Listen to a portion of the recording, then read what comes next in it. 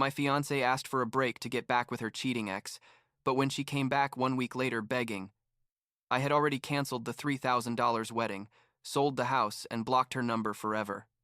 I'm 30 years old, I work in marketing, and about 6 months ago, I ended a 4-year relationship and an engagement that I thought was going to last forever. The thing is, it didn't end for typical reasons, like we fought a lot or we didn't love each other anymore or anything like that. It ended because my then fiancée, Jessica, literally asked me if we could pause our relationship so she could try to get back together with her ex-boyfriend from college. Yeah, you read that right. And honestly, to this day there are people who don't understand why I reacted the way I did, but I honestly think it was the best decision I've made in my life. Let me backtrack a bit so you understand the whole story. Jessica and I started dating when I was 26. She was 25. We met at a work conference, one of those super boring ones where everyone's just there for networking, and we connected immediately. She was a freelance graphic designer, super talented, and I was just starting to establish myself in my marketing career. The first few years were amazing, seriously. We traveled, built a life together, adopted a cat. Well, she adopted it, but I ended up loving it too. And everything seemed perfect. After 3 years, I proposed to her at a casual dinner at our house. Nothing super elaborate because I knew she hated flashy things, and she said yes, without hesitating for a second. The first few months after the engagement were great. Jessica was super excited planning the wedding, like making Pinterest boards, trying cakes, talking about flowers and all that. I let her make most of the decisions because, I don't know, I've always thought the wedding day is more important for the bride than the groom, and as long as she was happy, I was happy. But like 6 months after we got engaged, I started noticing that her enthusiasm was dropping. She wasn't talking as much about the wedding anymore. When I asked her something about the plans, she gave me short answers like, yeah, that's fine, whatever you want, that kind of thing. At the time, I thought maybe she was just tired or stressed with work because she was taking on several big projects, so I didn't give it much importance. Then we got to the breaking point, and this happened at a dinner with friends at our house. There were like 10 of us, a group of friends from college and some from work, drinking wine and playing those silly board games that always end in awkward conversations. The game had a question that said something like, if you could relive any year of your life exactly as it was, which one would you choose? Most people said normal things, like their graduation year or the year they traveled to Europe or whatever. When it was Jessica's turn, she went quiet for a moment, like really thinking about it, and then said, I think I'd relive my sophomore year of college. Everyone asked why, expecting her to say something about her classes or her friends or some fun experience. But no, she said, because that's when I was with Brandon, and before everything got complicated. Brandon was her ex-boyfriend from college, the guy who cheated on her with someone from their same dorm and basically broke her heart. She had talked to me about him before, but always in a way like, oh, what an idiot he was. So glad that's over, how you talk about your exes when you're over them. The atmosphere got super tense immediately. I tried to laugh it off and change the subject, but I could feel everyone's eyes at the table. My best friend Alex, who's known me since college, shot me a look like what the hell just happened. But we all kept playing, and the night went on. Jessica acted like nothing happened after that, but I couldn't get what she said out of my head. Like, really? You're engaged to me and you'd say the best year of your life was when you were with the guy who cheated on you? It didn't make sense. I've like 2 weeks passed after that dinner, and I was still thinking about it but not saying anything because I didn't want to seem insecure or jealous. Then one night I came home from work. It was a Friday. I remember perfectly because there was horrible traffic and I got home in a bad mood. And Jessica was sitting on the couch with that expression you put on when you're about to have a serious conversation. I sat down next to her and asked her what was up, and she basically let it all out at once. She told me she'd been thinking a lot about us, about the wedding, about her life, and that she needed to be honest with me. She said that like 2 months ago, she'd reconnected with Brandon on Instagram, red flag number 1, but go on. That they'd been talking, red flag number 2, and that he'd told her he made a mistake letting her go and that he'd never stopped thinking about her. I just sat there, processing what she was telling me, and she continued. She told me she thought we had something good, something stable, but that she couldn't shake the feeling of what would have happened if things with Brandon had been different. And then, and this is what still makes me angry when I think about it, she told me she wanted us to take a break. Not a break, like I need space to think. A break, like I want to try things again with Brandon and see if it works. But if it doesn't work, then we can pick up where we left off. She was literally asking me to wait for her while she went to try dating her ex who cheated on her, and if that didn't work out, then she'd come back to me like I was a backup plan. Honestly, my first reaction was disbelief. Like, is this really happening, or am I in a nightmare? I asked her if she was serious, and she said yes, that she knew it sounded bad, but if she didn't explore this, she was going to spend the rest of her life wondering what could have been. She told me she loved me, that I was her best friend, that she'd never find anyone as good as me. All those things people say when they're trying to make you feel better while they're destroying you. And I don't know why, but I stayed super calm. I think I was in shock or something. I told her, okay, if that's what you want, go ahead. She looked surprised, like she expected me to cry or beg her to stay, but I just told her to go get her things and go to her mom's house or wherever she was planning to stay. Jessica packed some things that same night, crying the whole time, saying this didn't mean she didn't love me and that she just needed time to clear her feelings. I didn't say much, just helped her put her stuff in her car and stood in the doorway of the house watching her leave. As soon as I went back inside the house, I called Alex. It was like 11 at night, but I knew he'd be awake. I told him everything, and he basically said what I was already thinking, that Jessica was crazy if she thought I was going to wait for her like a dog while she went out with another guy. He told me to go to his place, that we'd have a drink, that I shouldn't be alone that night, but I told him I was fine, that I needed to process all this alone. The next few days were weird. Jessica would text me asking how I was, saying we needed to talk soon about the details of our break. I'd reply with short things like, I'm fine, we'll talk later. That kind of response. Like 4 days in, she sent me a long message saying she wanted to meet, to talk about how we were going to handle this, that maybe we could put the wedding on hold temporarily, but not cancel anything yet because she didn't know how much time she'd need.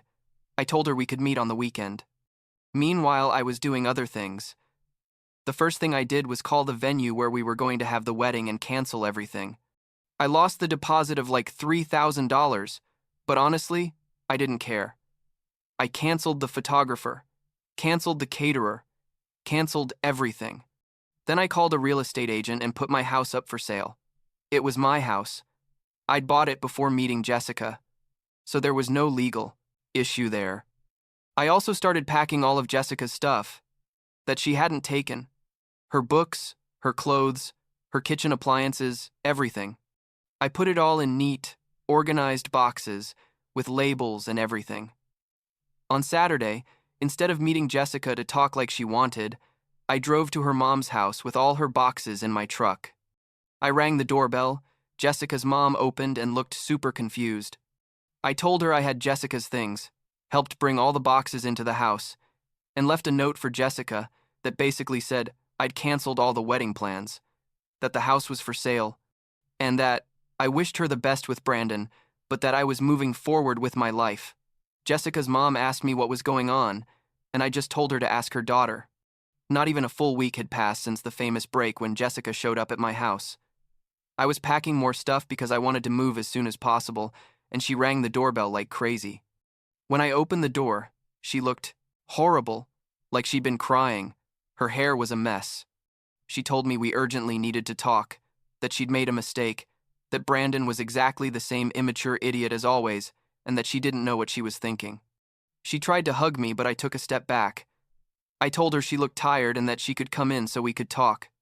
We sat in the living room and she started talking super fast, saying it had been the worst week of her life, that she realized immediately that Brandon hadn't changed at all, that he basically just wanted to get back with her out of ego, that she'd been an idiot for even considering leaving me for him.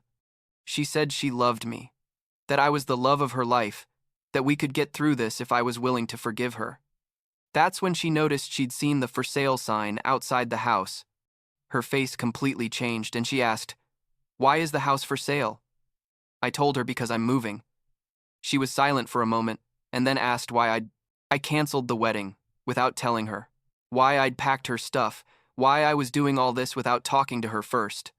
That's where I, for the first time in this whole situation, got really angry. I told her that she was the one who asked for the break, that she was the one who basically told me she wanted to be with another guy, and that I was simply doing exactly what she asked, moving forward. I explained to her that I wasn't a backup plan, that I wasn't going to sit around waiting for her to decide if I was good enough compared to her ex who cheated on her.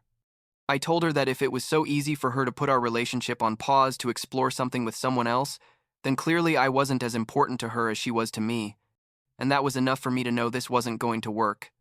Jessica started crying hard, telling me I was being unfair, that everyone makes mistakes, that she just needed a moment of clarity and she'd had it.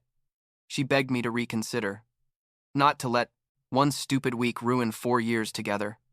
I told her it wasn't just the week, it was the fact that she was willing to risk everything we built for a what-if with someone from her past.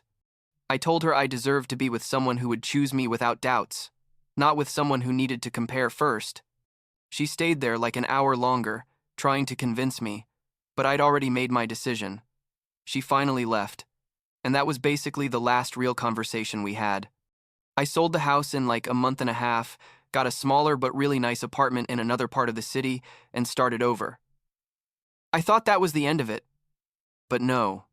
Like 2 months after I moved, my mom called me, asking what the hell had happened with Jessica because she'd heard from a friend's mom that Jessica was saying I'd left her out of nowhere, that I'd become cold and distant, and that basically I'd ended the relationship without giving her a chance to fix things. Also, my boss called me aside one day because apparently Jessica had sent him a message, she knew him from a work event, telling him her version of the story where I was the bad guy. Basically, Jessica was going around painting herself as the victim, saying I'd been cruel not to give her a chance to explain herself, completely omitting the part where she asked me for a break to date her ex. I decided I had to clear things up before the lies got more out of control. I made a group chat with my family, her family, and some close mutual friends, and sent a message explaining exactly what had happened. I wasn't cruel or dramatic, just stated the facts. Jessica asked me for a break, to try things again with her ex. I accepted and decided to move forward with my life. When she came back after a week, but I'd already made my decision. Some of her family sent me private messages apologizing because they didn't know the full story. My family obviously supported me, although my mom did tell me that maybe I'd been too drastic selling the house and everything so quickly, but she understood why I did it. After that, I blocked Jessica from all my social media, from my phone, from everything. I needed to turn the page completely. My friend Ryan, who also knew Jessica because the 4 of us would go out sometimes, told me she was posting things on social media about second chances and about people who don't know how to forgive, obviously referring to me but without naming me. Emma, a mutual friend, sent me screenshots of some posts where Jessica put up dramatic quotes about true love and people who give up easily. Honestly, I didn't care what she posted. I stopped asking and asked my friends to stop sending me things related to her. There was a moment where Jessica started sending me emails from new accounts because I'd blocked her everywhere, saying we needed to have closure, that this wasn't right, that after 4 years together, we deserved a real conversation. I responded once telling her we'd already talked about everything there was to talk about, to respect my decision, and to move forward with her life. When she kept sending emails, I talked to a lawyer friend of mine about whether this qualified as harassment, and he told me to document everything just in case, but for now, just ignore her. The emails stopped after like 3 weeks. The weird thing is that, looking back, I think the hardest part wasn't the breakup itself. It was realizing that the person I was planning to marry was willing to treat me like a second choice. That's what hurt the most. The lack of respect more than the betrayal itself. And I also realized that I'd seen signs before, like her lack of enthusiasm about the wedding, like the way she talked about Brandon at that dinner. But I ignored them because I wanted to believe we were fine. Now, 6 months later, I'm in a much better place. I'm not going to lie and say I'm completely over it and that I'm happy all the time, because there are days I still get angry thinking about everything that happened. But I don't regret my decisions anymore. My friends, especially Alex, have been super supportive. We go out more. I've picked up hobbies I'd put aside. I even started going to the gym more often than before. My work is going well. They gave me a promotion like 2 months ago. That's keeping me busy, but in a good way. I've been on a couple of dates. Nothing serious yet, but I'm not in a hurry either. The last person I went out with asked me why my last relationship ended, and I told her the short version, and she basically said I'd done the right thing, that she would have reacted the same way. That made me feel validated, I guess. Sometimes I still wonder if I was too drastic, if I should have given Jessica another chance after she realized her mistake. But then I remember how I felt when she told me she wanted a break. That feeling of not being enough, of being the safe option while she explored if there was something better out there. And I know I made the right decision. Last week, my mom mentioned she'd run into Jessica's mom at the supermarket and that Jessica's dating someone new now. I don't know who, and honestly, I don't care. I hope she's happy. I really do. I don't hold a grudge against her, or at least not as much as before. She was just a person who thought the grass was greener on the other side, realized it wasn't, and wanted to come back. But I'd already closed that door. Did I do the right thing? I don't know with absolute certainty, but every day that passes I feel more sure that I did. I deserve to be with someone who chooses me without having to think twice, without needing to compare first. And that's enough for me.